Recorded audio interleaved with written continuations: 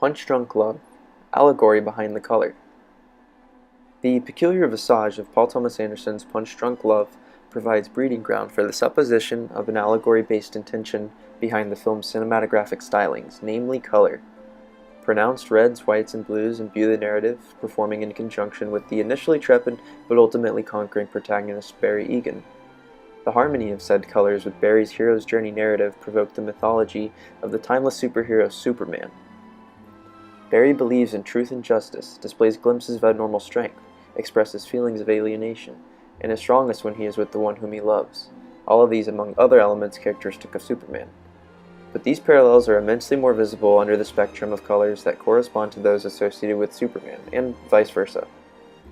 The function of the film's color provides a novel approach to the telling of Superman, and does so in a more realistic context that makes the Superman mythology and themes more relatable, more human than superhuman.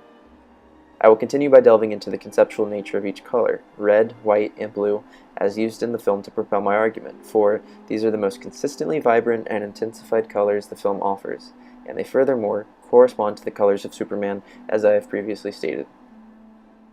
While one color is not inherently correlated with the Superman allegory, it is the culmination of the colors and their interplay with the mise-en-scène that produce the metaphor. Barry dons his dark blue suit throughout the majority of the film, even wearing it in non-workplace settings, perhaps donning it in the same manner Superman would don his suit. The suit possesses a vibrancy that permits its removal from the doctrine of the film's environment. The outfit is exotic and reflects an intention to make it noticeable. Film studies professor Diana Pozzo's remarks on the saturated indigo present in Julie Dash's Daughter of the Dust serve to convey the effect of blue, and perhaps red and white, in Punch-Drunk Love. Pozzo explains that in Dash's film, indigo stands out sharply from its mise-en-scène, impressing a stark visual image on the viewer. Dash continues, however, by explaining that indigo's stark amplified nature in Daughters of the Dust is of historical significance regarding slavery and oppression, while the blue in Punch-Drunk Love is prominent for its commentary on emotional state of being. The opening sequence of Paul Thomas Anderson's film screams of Barry's feelings of alienation. Visually, he is pushed to the side, blended in with his dull environment through the commingling of the blue stripe upon the backdrop and his suit. As trite as it may seem, blue indicates Barry's sadness due to anxiety of the world and loneliness. Barry is an alien, and this color illustrates that fact. Red in Punch-Drunk Love is the color that leads or guides Barry to happiness, representing freedom or opportunity, as stated in webpage Redeeming the Mileage of Punch-Drunk Love. Barry's eventual love interest, Lena Leonard, graces the film with her stark red dress for a large portion of the film. This red dress signals a beacon for Barry due to its comparable nature in terms of its visual departure from the norms of the film's environment.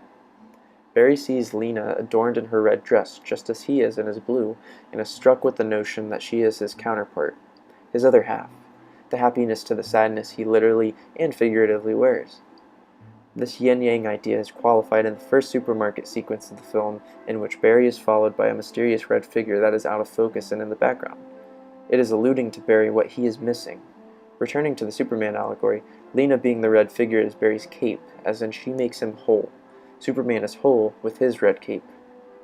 The starkness of these individuals' garments demonstrates a mild surrealism because they do not particularly adhere to the color scheme of reality off-screen. This surrealism reinforces the intentionality of the colors as tools for allegory. Lastly, the utilization of white as a kryptonite for Barry is rampant in the film. White infiltrates the lighting and the overall environment enveloping Barry, but its conceptual significance lies in its ability to further demonstrate Barry as an alien. He is alienated from society, and he feels that he doesn't belong. Just as red is prominent in the supermarket sequence previously discussed, white becomes a centerpiece as well, but due to its surreal harshness. White as Barry's kryptonite is supported in the warehouse sequence and even in the car chase sequence as well. Barry is constantly thrown off guard by the infiltration of outside light, and it comes in the form of white.